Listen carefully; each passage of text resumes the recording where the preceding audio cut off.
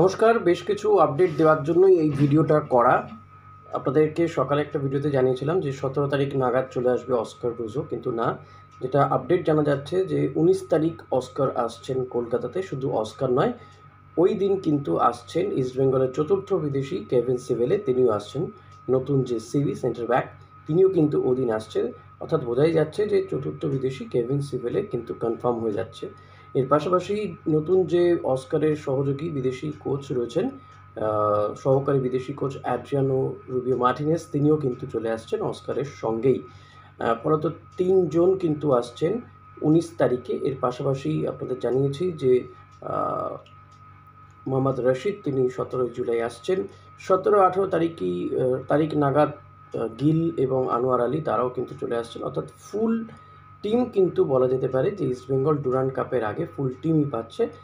বিদেশিরা কিন্তু অলমোস্ট সবাই চলে আসছে। হামিদ কবে আসবে সেটা এখনও পর্যন্ত কনফার্ম নয়। এরই মধ্যে ইস্টবেঙ্গল কিন্তু নিশু কুমারকে থ্যাংক ইউ জানিয়ে দিয়েছে।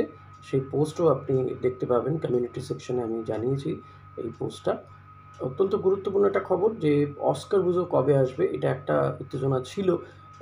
তো সকাল পর্যন্ত জানতে পেরেছিলাম যে 17 তারিখে তিনি হয়তো চলে আসবেন, কিন্তু এখন জানা যাচ্ছে যে 19 তারিখে অস্কার সহকারী কোচ রুবিও মার্টিনেজ তিনি আসবেন, অ্যাড্রিয়ান রুবিও মার্টিনেজ, এবং ওই দিনকেই চতুর্থ বিদেশি কেভিন সিভেলে তিনিও চলে আসবেন। অনেকে আমার কাছে জয় গুপ্তা সম্পর্কে জানতে চাইছিলেন। দেখুন, জয় গুপ্তা কিন্তু এখনও পর্যন্ত সাইন করেননি। জয় গুপ্তার সঙ্গে যে অবস্থায় ডিল হয়েছিল সেই অবস্থা, অর্থাৎ বলা হয়েছে যদি আইএসএল হয় তাহলে জয় গুপ্তাকে নেওয়া হবে, আদারওয়াইজ কিন্তু তার এখনও পর্যন্ত সই হয়নি। কথাবার্তা পাকা অলমোস্ট। এবং জয় গুপ্তাকে নিয়ে এফসি গোয়া তারাও কিন্তু কোনো ধরনের পোস্ট দেয়নি। ফলত বলা যাচ্ছে যে জয় গুপ্তা টিল টুডে এখনও পর্যন্ত কিন্তু এফসি গোয়াতেই রয়েছে, ইস্টবেঙ্গলে তার সাইন হয়নি বলেই জানা যাচ্ছে।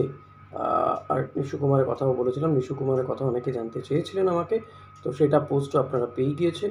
অত্যন্ত গুরুত্বপূর্ণ খবর এটাই যে অস্কার কবে আসবেন সেই খবরটা কিন্তু জানা যাচ্ছিল না, সেটা অলমোস্ট জানা গিয়েছে।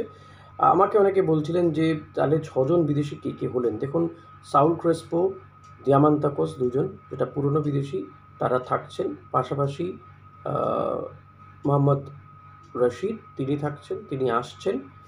17 তারিখ তিনি আসবেন। কেভিন সিভেলেও কনফার্ম, মোটামুটি হয়ে গেল 4 জন।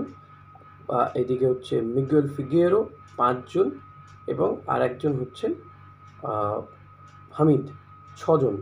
এই 6 জন বিদেশি কিন্তু কনফার্ম ইস্টবেঙ্গলের।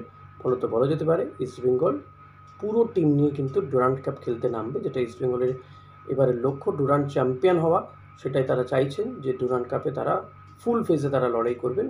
যবে আইএসএল হবে, তবে আইএসএল কিন্তু পোস্টপোন নয়, আইএসএল কিন্তু হবেই। হোল্ড বলা হয়েছে, আইএসএল অন হোল্ড বলা হয়েছে, এটা কিন্তু মাথায় রাখবেন।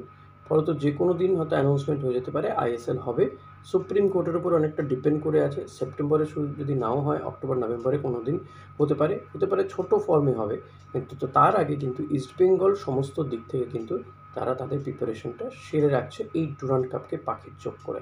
পাখির চোখ ডুরান্ড কাপ, আর তাই কিন্তু অস্কার সহ গোটা টিম বলা যেতে পারে যে 20শে জুলাইয়ের মধ্যে অলমোস্ট প্রত্যেকেই চলে আসবে, মাঠেও নেমে পড়বে। আশা করি এই ছোট্ট ভিডিওটা আপনাদের ভালো লেগেছে। ভিডিওটা ভালো লাগলে লাইক, কমেন্ট, শেয়ার করতে ভুলবেন না। চ্যানেলে নতুন হলে সাবস্ক্রাইব করে নেবেন প্লিজ। Thank you.